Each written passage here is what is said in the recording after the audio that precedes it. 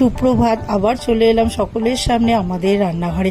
আজকে আমি তৈরি করে দেখাবো চিকেন কিমার পাতুরি। প্রথমে কিমাগুলোকে ধুয়ে নিয়েছি, এবার তার মধ্যে পেঁয়াজ কুচনো দেব, আর আমি কাঁচা আম গ্রেট করে নিয়েছি সেটা দেব, আর কালো সর্ষে, সাদা সর্ষে, রসুন আর কাঁচা লঙ্কা বেটে দেব, আর পোস্ত আর নারকেল বাটা দেব। দিয়ে এবার পরিমাণ মতো নুন, একটু হলুদ, স্বাদ মতো একটু চিনি আর কাঁচা সর্ষের তেল দিয়ে ভালো করে ওটা মাখিয়ে নেব।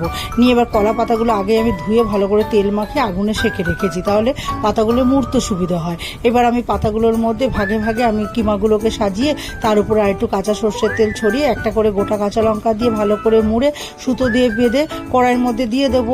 এবার 10 মিনিট ঢাকা দিয়ে রাখবো, 10 মিনিট পর আবার উল্টে দেবো, তারপর আবার 10 মিনিট ঢাকা দিয়ে দেওয়ার পর তারপরে এই ঢাকাটা তুলে নামিয়ে নেব। তাহলেই তৈরি আমার চিকেন কিমার পাতুরি।